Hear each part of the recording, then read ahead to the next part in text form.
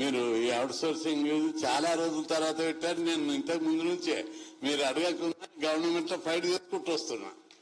దీని లోపల ఈ విధానాన్ని అంటే మీరు ఇప్పుడు కార్పొరేషన్ అని చెప్పారు.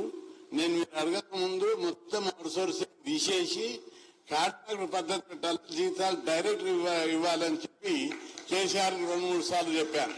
పక్క రాష్ట్రమైన ఆంధ్రప్రదేశ్ కూడా జగన్మోహన్ రెడ్డి గారు ఓ కార్పొరేషన్ మధ్యలో ఏజెన్సీలను తీసేసి బ్రోకర్లు కట్ చేయకుండా చేసి జీతాలు ఇస్తున్నాడు.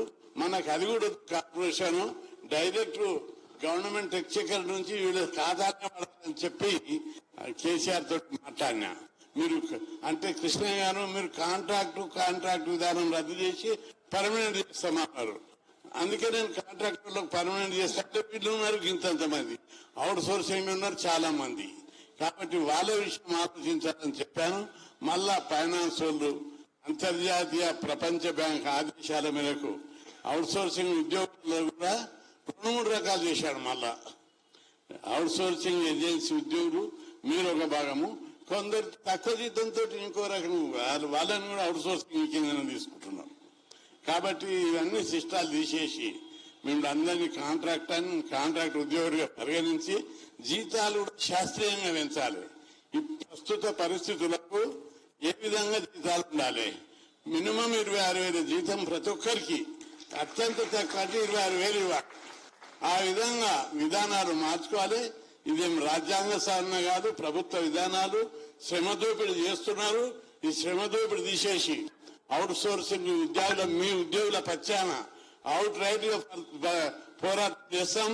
మీరందరూ ఒకసారి ఇందిరా పార్క్ దగ్గర దాదాపు ఎంతమంది అవుట్ సోర్సింగ్ 2 లక్షల మంది ఉన్నారు. కాబట్టి ప్రతి డిపార్ట్మెంట్ ఆర్గనైజ్ చేసి పెద్ద ఎత్తున ఉద్యమాలు చేస్తే ప్రస్తుత ప్రభుత్వం రేవంత్ రెడ్డి గారు దిగొస్తాడని నేను అనుకుంటున్నా. మీరు కరెక్ట్ గా ఆర్గనైజ్ చేయాలి. ఎందుకంటే ఆయన పోరాడే వచ్చాడు. తప్పనిసరి చెప్తే వింటాడు, బట్టి కూడా వింటాడు.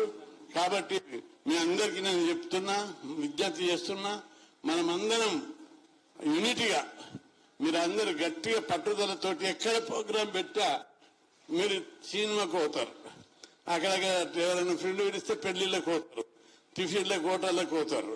అట్లే ఏదైనా ప్రోగ్రాం ఉన్నదంటే పట్టుదలతోటి మీరు అందరూ ఒక్కరు కూడా తప్పకుండా ప్రతి ఒక్కరు వస్తే మన యొక్క జనాభాను మన ఐకమత్యాన్ని చూసి ప్రతి సమస్య పరిష్కారం కావాలంటే మన ఐకమత్యాన్ని బల ప్రదర్శనను ప్రదర్శించాలి.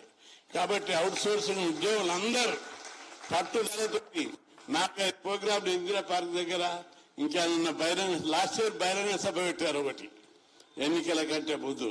నన్ను కూడా ఇచ్చారు, రాలేకపోయారు. అక్కడికి ఎవరు ఆర్గనైజ్ చేశారు, ఎక్కడ మన సరూనగర్ స్టేడియంలో.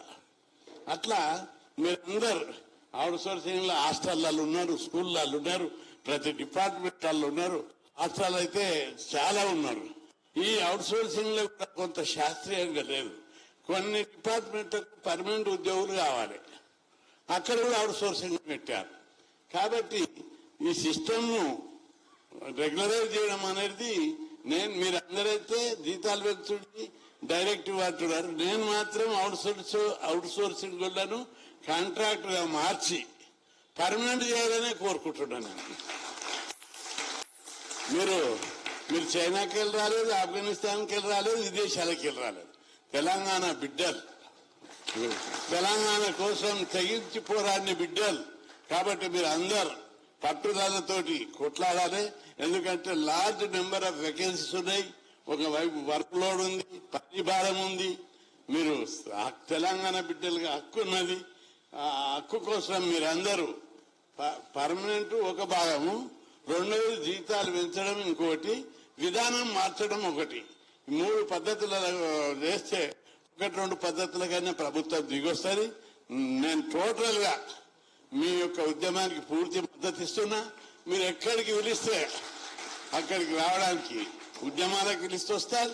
ప్రభుత్వంతో మాట్లాడి రేవంత్ రెడ్డి గారితో మాట్లాడి మిమ్మల్ని పర్మనెంట్ చేయాలని చెప్పి ఒత్తిడి తీసుకొస్తే మనవి చేస్తున్నా.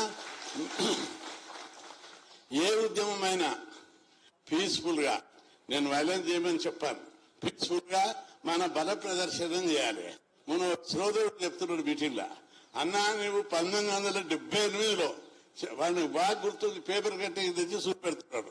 78 సెప్టెంబర్ 27న 2000 మందితోటి హాస్టల్ పెట్టాలి, అందరికి స్కాలర్షిప్లు ఇవ్వాలని అసెంబ్లీని వెళ్ళగొట్టావు కదన్నా.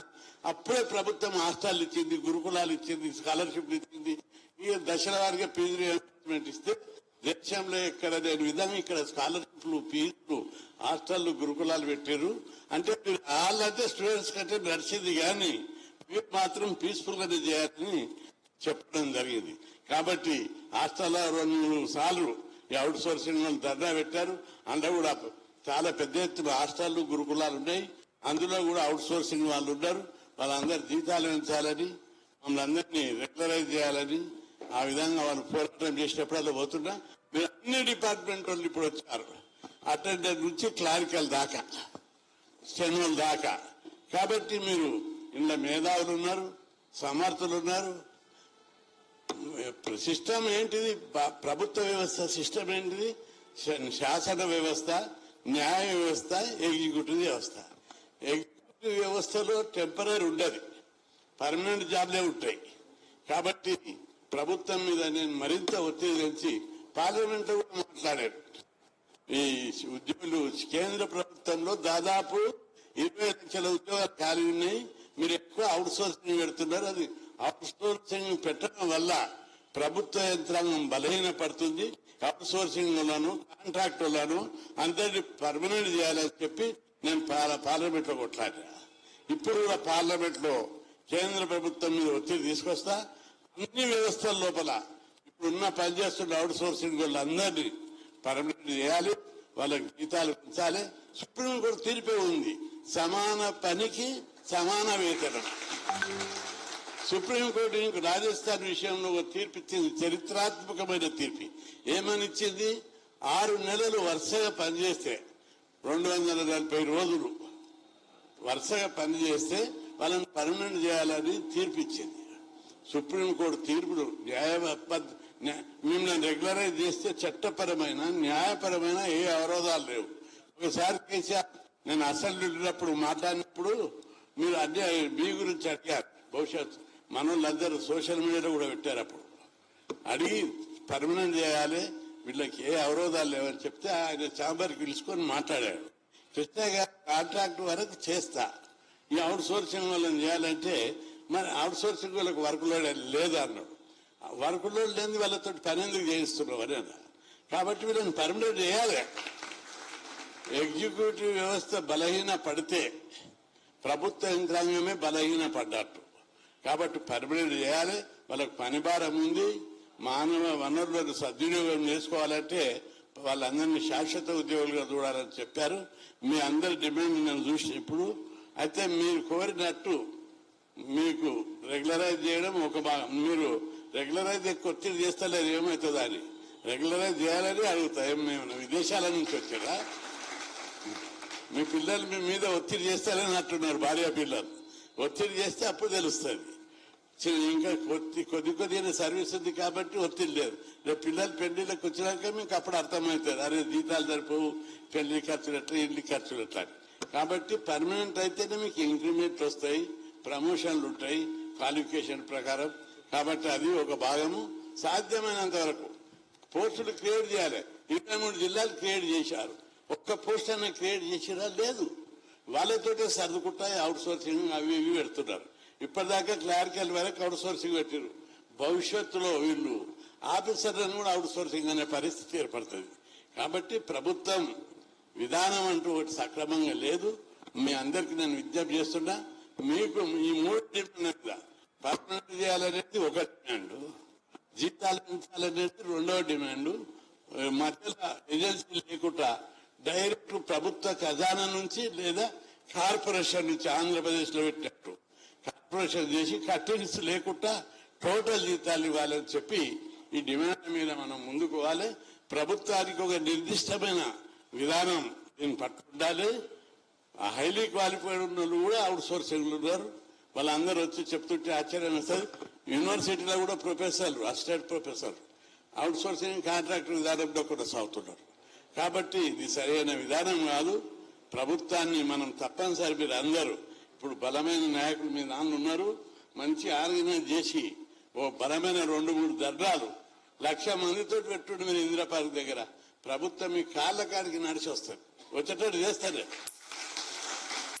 కాబట్టి డిపార్ట్మెంట్ వైజ్ గా టోటల్ గా ఆర్గనైజ్ చేయాలని చెప్పి మీ అందరికీ విజ్ఞప్తి చేస్తూ, మరి ముందు జరిగే మీ కార్యక్రమాలకు పూర్తి సహకారం ఉంటుందని చెప్తూ, నేను ఇప్పుడు ఇంకా 2 ప్రోగ్రాంలు 3 ప్రోగ్రాంలు అయ్యి, ఒకటి రవీంద్ర భారత్ లో, ఒకటి బషీర్బాగ్ లో, ఇంకొకటి జడ్చర్లలో కూడా ప్రోగ్రాం ఉంది. కాబట్టి మీరందరూ పట్టుదలతోటి మీ ఉద్యమ కార్యాచరణను కొనసాగించాలని కోరుకుంటూ, ఈ ఉద్యమాన్ని, ఈ మీటింగ్లు, ధర్నాలు, ఈ కార్యక్రమాలు పూర్తి స్థాయిలో కొనసాగించాలని కోరుకుంటూ సెలవు తీసుకుంటాను.